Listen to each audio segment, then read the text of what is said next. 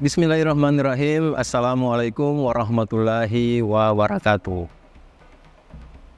Alhamdulillahirrabbilalamin. Allahumma salli ala Sayyidina Muhammadin wa ala alihi wa sahbihi wa salim ajmain. Alhamdulillah, kami dari Yayasan Rubatul Khairat Kota Ternate di bawah pimpinan Al-Habib Abdurrahman bin Kamil As-Sagaf. Sementara ini kami lagi membangun gedung pondok pesantren Rubatul Khairat Madrasah Al-Ulya yang sementara dibangun, ya. Gedung lantai 3. Kami sangat membutuhkan dana infak dan sedekah dari jamaah bapak-bapak dan ibu-ibu. Bagi yang mau berinfak untuk melanjutkan pembangunan gedung pondok pesantren, bisa ditransfer di rekening Bank Syariah Indonesia atas nama Yayasan Rubatul Khairat. Nomor rekening 72356395526. Terima kasih.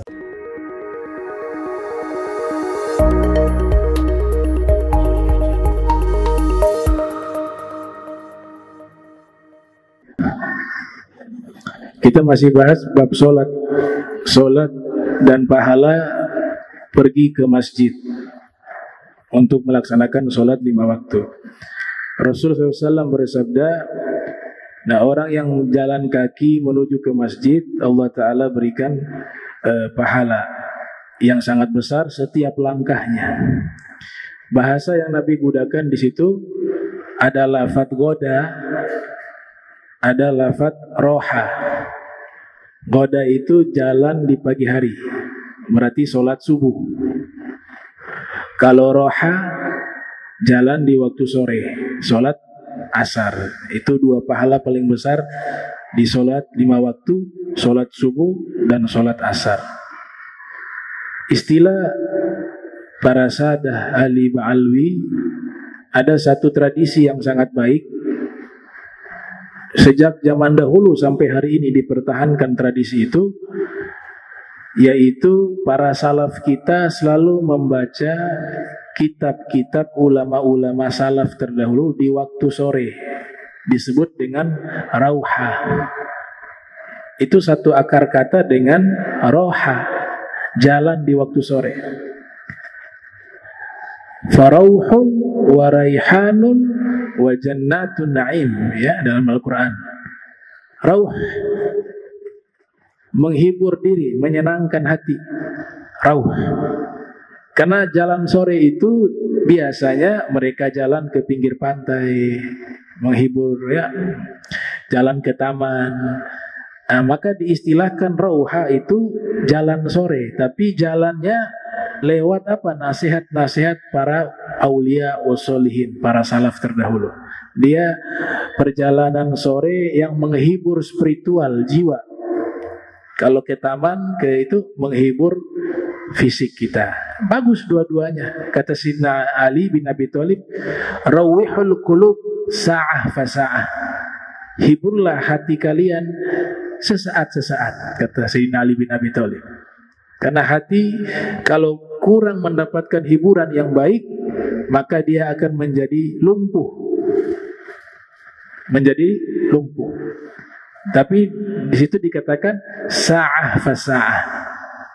Sesaat-sesaat. Itu. Maka istilah rauha mengambil dari istilah tersebut. Ya, ini para salaf mengerjakan itu. Kalau saya sebut salaf itu gak ada, namanya madhab salafi itu gak ada. Itu istilah yang bid'ah sebenarnya. Yang ada tuh madhab Hanafi, kalau Aswaja, ya, madhab Maliki, madhab Syafi'i, madhab Hambali. Gak ada madhab salafi, gak ada. Salafi bukan madhab, tapi salafi waktu atau manhaj, metodologi.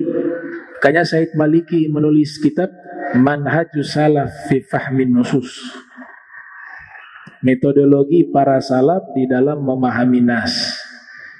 Nah, orang yang biasa mengatakan kita madhab salaf, Seakan-akan mazhab Hanafi bukan mazhab salaf. Seakan-akan mazhab Maliki bukan mazhab salaf. Seakan-akan mazhab Syafi'i bukan mazhab salaf. Seakan-akan mazhab Hambali bukan mazhab salaf. Itu sebenarnya bahasa untuk anti mazhab. Tidak mau ikut-ikut Imam Syafi'i, Imam Hanafi, Imam Maliki. Kita buat sendiri mazhab. Maka digunakan bahasa propaganda mazhab salafi. Nah itu ucapan mazhab salafi, itulah bid'ah, kata Dr. Said Ramdan Al-Buti. Karena gak ada ulama memahami mazhab kecuali yang aswaja itu 4 tadi. Dan mereka semuanya adalah ulama salaf, karena hidup di masa abad 1 dan abad 2. Imam Abu Hanifah lahir tahun 80. Salaf. Karena Nabi katakan khairul qarni qarni, thumma alladhina yalunahum, thumma alladhina yalunahum. Masa terbaik masaku. Masa qarn di situ 1 abad, 100 tahun. Kemudian orang berikutnya 300 tahun. Yang namanya salaf itu dari masa Rasul sampai 300 tahun. Itu namanya salaf. Nah yang dipahami salaf adalah masa, waktu, bukan madhab. Karena kalau madhab, terminologinya adalah madhab Hanafi, madhab Maliki, madhab Syafi'i, madhab Hambali. Dan mereka semuanya salaf. Imam Abu Hanifah lahir 80, wafat 150. Imam Malik 93 Hijriah, lahir wafat 179. Imam Syafi'i 150, lahir wafat 204. Imam Ahmad lahir 164, wafat 241 Hijriah. Semuanya hidup di masa salaf. Nah, itu propaganda. Untuk apa? Untuk tidak bermadhab. Makanya baca kitab Dr.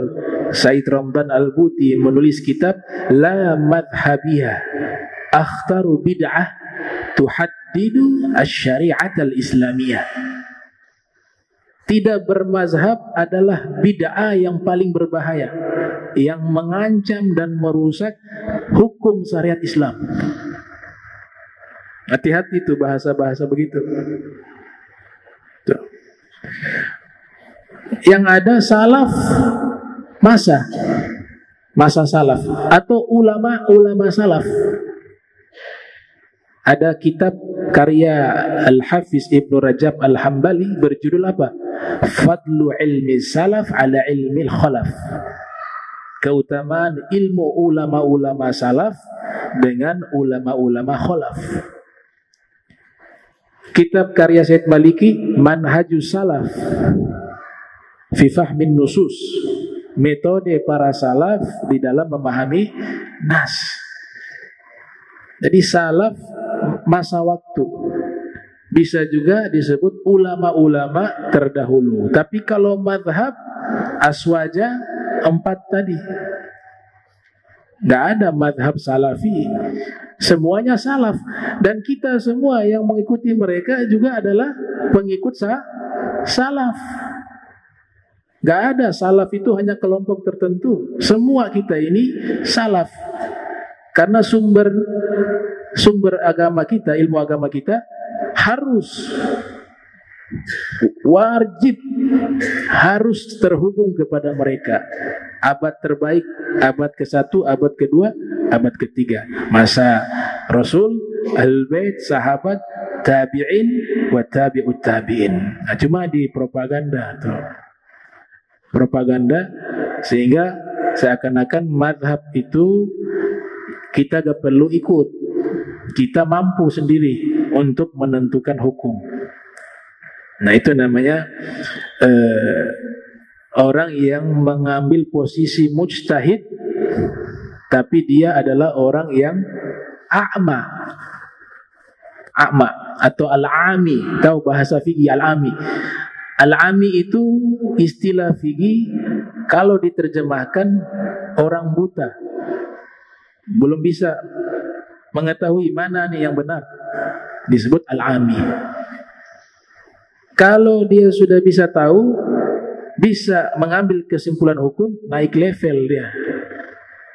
Namanya apa? Muttabi'. Kalau kita muqallid, muqallid ngikut pendapat ulama tanpa mengetahui dalil, itu gak masalah, bagus. Batal wudu bersentuhan antara suami dan istri, mazhab Syafi'i batal. Kita cukup tahu batal mazhab Syafi'i. Dalilnya apa? Wallahu alam. Pokoknya guru bilang begitu dah. Itu namanya muqallid. Selamat dia. Artinya guru ini punya kapasitas, tentu dia punya rujukan dalam kitab atau dia juga punya guru yang berfatwa demikian. Naik lagi level berikut, namanya muttabi'. Muttabi', satu masalah hukum diketahui, contoh yang tadi, batal wudu suami istri dalam mazhab Syafi'i. Dalilnya apa? Oh, ada dalam Al-Quran. Lamastumun nisa, nyentuh istri batal. Hadisnya kada wa kada, muttabi' namanya. Artinya dia tahu dalilnya walaupun tidak tahu istinbatnya. Naik lagi level berikut, namanya mujtahid. Mujtahid tahu dalil dan tahu rumusan menyimpulkan hukum, baik di dalam Al-Quran maupun dalam hadis. Itulah imam-imam besar yang kita kenal. Imam Nawawi, Imam Rafi'i, Imam Isnawi, disebut mujtahid muqayyad atau mujtahid fatwa wa tarjih. Kalau mujtahid mutlak, mereka yang ciptakan cara memahami hukum, cara istinbat hukum. Dibuat rumusan itu tanpa mengikuti ulama sebelumnya, mereka disebut mujtahid mutlak.